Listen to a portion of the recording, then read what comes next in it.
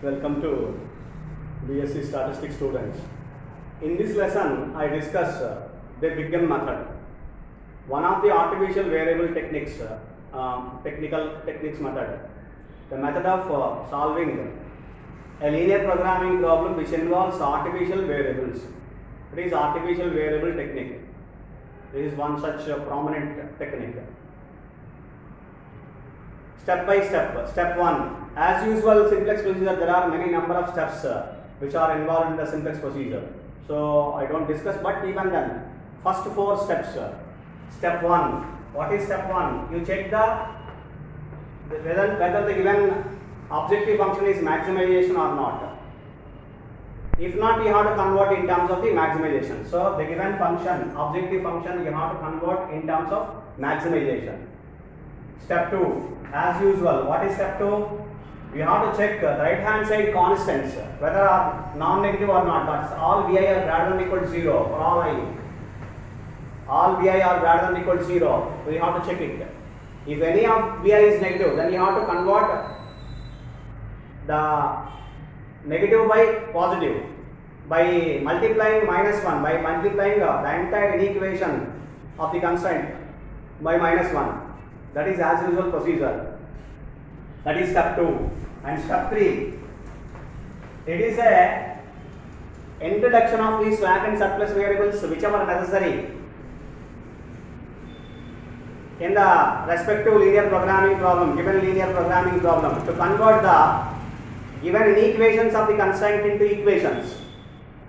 Introduce slack and surplus variables whichever necessary to convert the given inequations of the constraint into equations of the constraints. That is what the introduction of slack and surplus variables.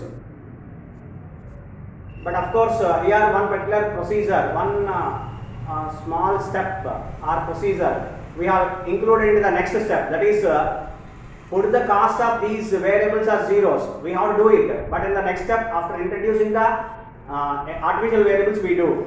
So therefore, I am entering into step 4. I am not taking the cost of the variables, zeros of the slack and surplus variables, cost of the slack and surplus variables as zeros in the objective function. I am doing in the next step, that is step 4. All. Now here, what is step 4? So introduce an artificial variable for greater than or equal to and equal to of the constraints. These two constraints, for greater than or equal to and equal to of the constraints.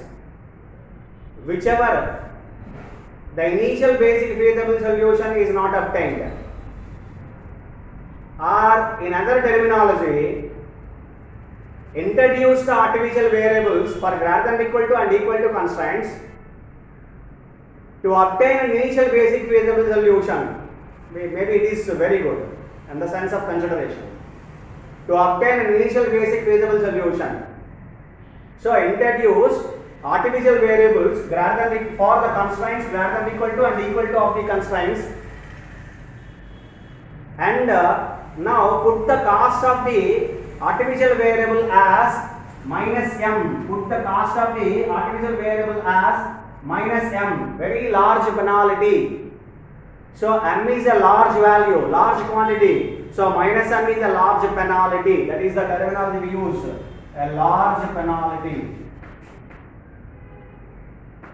So that is the reason why it is called Big M method. It is also penalty method. This method is also known as penalty method because of the reason that m is a large penalty. That is what Big M method. This is what we consider Big M method. So we introduce the cost as -m. You see here, I have written clearly. This is what the -m to all the artificial variables and 0 to the all slack and surplus variables. So we can do either in this step or in this step. We have to do the objective function. We have to modify the objective function that we have to introduce the cost zeros to the slack and surplus variables and -m to the artificial variable. That is what the step 3 and 4. You can combine those steps with the 3 and 4. These two steps, 3 and 4. Introduce slack variable, surplus variables and artificial variables. I am combining the these two particular steps at a glance.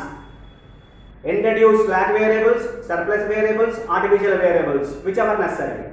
And then show order, it must be in order. First slack variables and then surplus variables.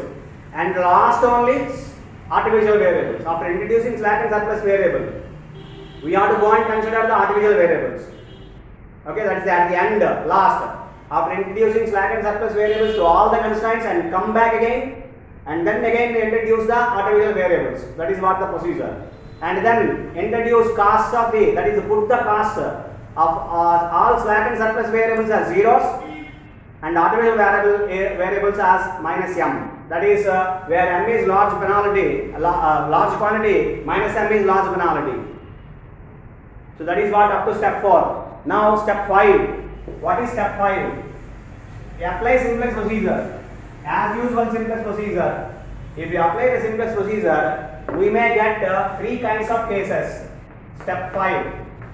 3 cases we may arise while doing the simplex procedure in step 5. What is case 1? If there is no article while doing the simplex procedure, while applying the simplex procedure, we may arise these cases. These are the cases. Case 1. If there is no artificial vector appears in the basis yb, there is no artificial vector, appears in the basis yb, then apply simplex procedure as usual simplex procedure. Continue the simplex procedure and do the linear programming, solve the linear programming problem by applying the simplex procedure. That is case 1. And case 2, if at least one artificial vector appears, if at least one artificial vector which is appeared in the basis yb, at 0 level, which means the corresponding entry in xb0, I am writing there, and for example y2 here, it is yb, this is xb.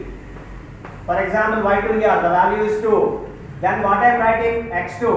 If you observe the simplex procedure problems, if you recollect the problems, then y2 corresponding value is this value 2 is x2. So that is what here it is specifying yb at 0 level, which means corresponding, for example, y2 or y4. Y4 is an artificial variable, corresponding value is 0. Then that is called yb at 0 level. Corresponding entry is 0. That is called, if one artificial vector, if at least one artificial vector appears yb, appears in the basis yb at 0 level. At least one vector. Remember, okka vector unte chalu. For example, there are 2 artificial vectors are there. One artificial vector having yb at 0 level, which means the corresponding entry is 0. Then such solution and the coefficient of Zj minus Cj in the coefficient of m in the net evaluation Zj minus Cj is non-negative. Then the another point is Zj minus Cj, coefficient of m in Zj minus Cj, in each Zj minus Cj is non-negative. Negative. In such a case, degenerate solution, and still optimum solution exists. Still we have to apply the simplex procedure. It is a degenerate solution, but still you will get the optimum solution. That's all. I stop discussion for this case 2. Now case 3. Now I write case 3 here. What is case 3? If at least one artificial vector appears, at least one artificial vector yb appears in yb at non-zero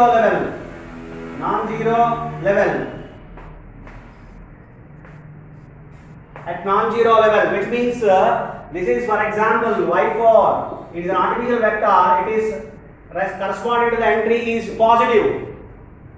yb at non-zero level means the corresponding entry in xb is positive. y4 corresponding to the entry is 2. For example, it is not 0. 2, 4, 6, 8, etc. Whatever may the value, 5, 10, it is a positive value, then it is called non-zero level. The corresponding entry in XB is positive. Then it is called YB is at non-zero level. That is, if at least one artificial vector appears on the basis YB at non-zero level and remaining and coefficient of M in each negative elevation Zj minus Cj is non-negative, coefficient of M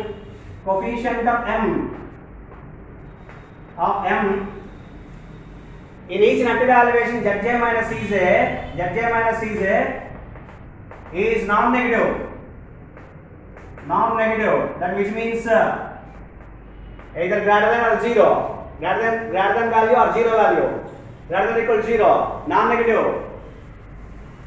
Then for which you have an infeasible solution. The solution is infeasible. In such a case, the given LPP as an infeasible solution. So these are the three particular cases. Case 1, no artificial vector appears in the basis, we have to proceed the simplest procedure.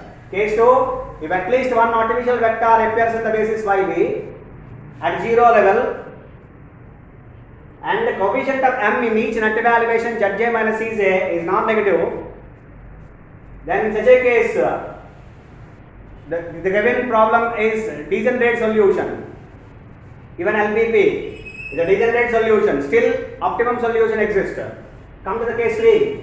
At least one artificial vector appears in the basis YB at non-zero level, then which means positive, corresponding entry is positive at non-zero level and coefficient of M in each negative elevation Zj minus Cj is non-negative.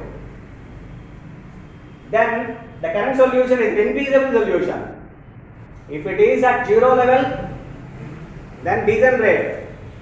If it is at positive, that is non-zero level, then it is infeasible solution. These are the three particular cases usually we arise. And then we have to go for next step, step 6. What is step 6? Step 6 is nothing but apply simplex procedure. Apply simplex procedure after completion of step 5. If you get any particular case, then what we do as is that we have to go and apply the simplex procedure until there is an indication of unbounded solution or an optimum solution is attained. Either to obtain an optimum solution or there is an indication of unbounded solution, the simplex procedure is going to be applied. So this is what the procedure of the Big M method. You remember, we are applying simplex procedure. The basic concept, the basic procedure, fundamental procedure is simplex procedure. Of any methods like Big M, two-phase, degeneracy, duality, etc. I repeat again and again. So therefore, this is also called simplex procedure. With some modifications of solving the problem involving the artificial variables. It is the procedure is called artificial variable techniques. That is called, one of the method is Big M method. Hope you understand. Thank you.